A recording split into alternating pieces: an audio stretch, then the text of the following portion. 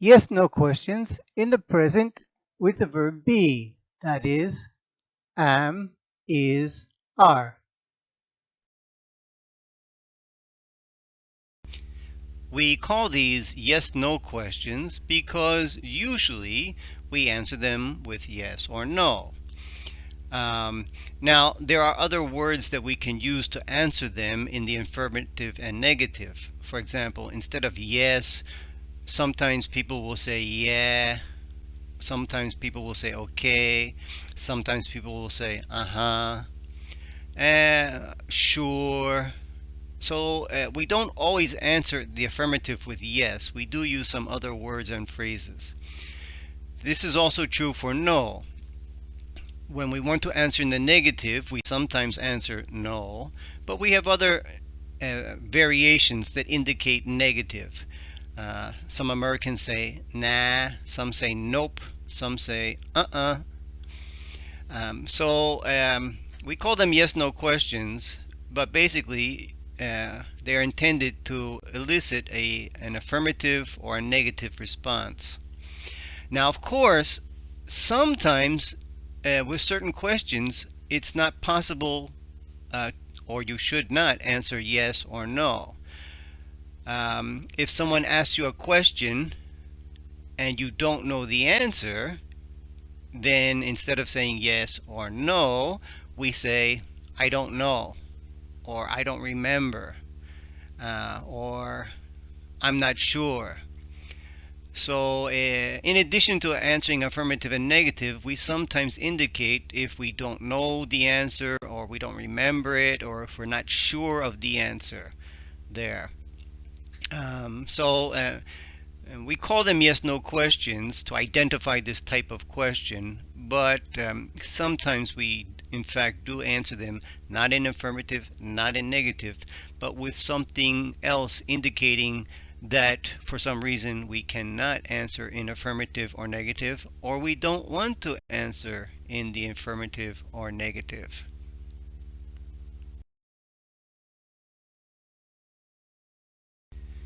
The verb be functions differently than all the other verbs in English.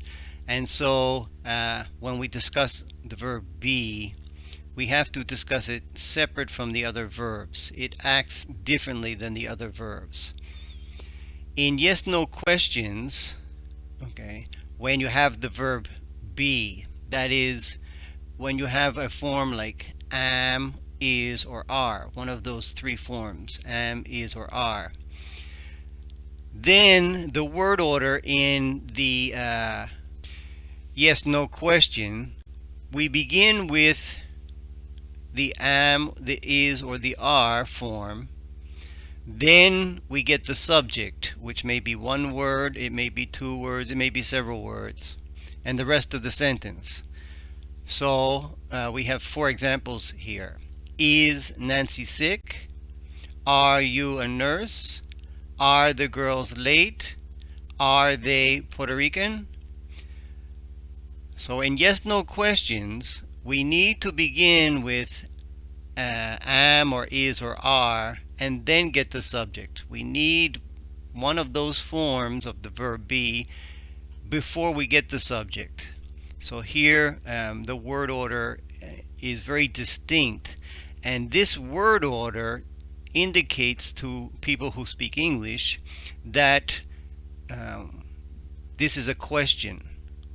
So in English, we use word order most frequently to indicate when we have a question. On the next slide, I will compare the word order of these questions with the word order of sentences that are not questions. Here we see a comparison of the word order of a sentence that is a yes/no question and the word order of a sentence that is not a yes/no question. In the question word order, we get are, then we get the subject, the girls, and then the rest of the sentence, late. So we get are the girls. In the sentence that's not a question, we begin with the girls and then we get are late. So notice the subject in the sentence that's not a question comes before am, is, or are. When we have a question, we get am, is, or are, and then the subject. Again, this difference in word order is important for people who speak English because this difference is a signal when we have a sentence that's a question and when we have a sentence that is not a question. So the order of the question is often very different than the order of the answer. I ask, are the girls late? And you could answer, the girls are late. Or yes, the girls are late. So in your answer, the order of the words will be different than the order used in the question.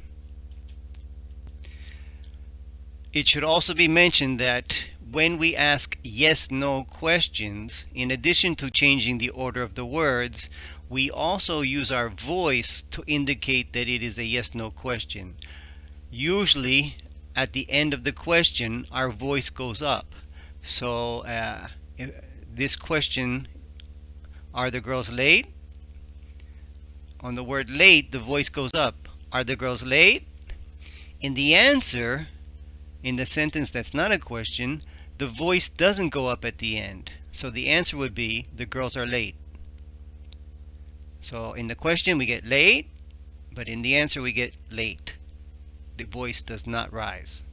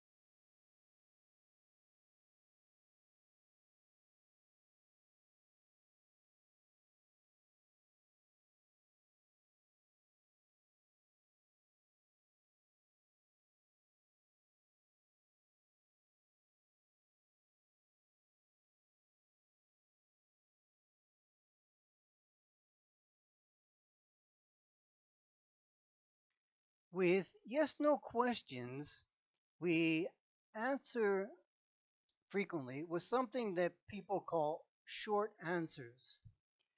Now, a short answer is short compared to a long answer, but you can even have a super short answer. So, if someone were to ask you a question, for example, are you a nurse? You could simply answer yes, or you could answer no. That's what I would call a super short answer. It's more likely the person will say, yes, I am, or no, I am not. So they say yes or no, and then they give some more information. So it's not super short, it's short. Now, of course, it is also possible for you to answer with a long answer. For example, are you a nurse? You could answer, yes, I am a nurse, or no, I am not a nurse. So there are different ways you can answer, and it will depend on the situation you're in and if you want to have a conversation with the person or not.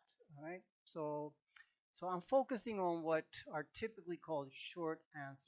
Now, in the typical short answer, if it's affirmative, we get yes, and then a pronoun, depending on what noun is used, if a noun is used in the question, and then some form of the verb be in this case, because we're focusing on the verb be. So we will get am or is or are.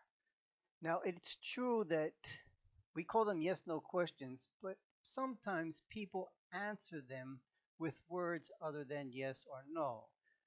You will hear Americans sometimes say, uh huh. Uh huh means yes. Means no. You will hear people say yeah or nah. So people don't always say yes or no, but they indicate affirmative or negative. Okay, so we get that at the beginning. Then, as I said, so in the first example, am I in the wrong room? Typically, we don't ask ourselves questions. So if you say, am I in the wrong room? You anticipate that someone will answer that and say, yes, you are, or no, you are not. So we get yes in the affirmative, then you, because the other person is speaking to you, not the person who asked the question.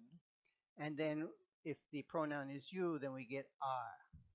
In the negative, we get no, you are not. Now, it's also possible to use contractions. So you could get no, you're not, or no, you aren't. Notice that in the affirmative, it says yes, you are. In the affirmative, you cannot use a contraction. You cannot say yes, you're. No. Americans do not use affirmative contractions at the end of a sentence. So because you are come at the end, you can't contract it. You cannot say yes, you're.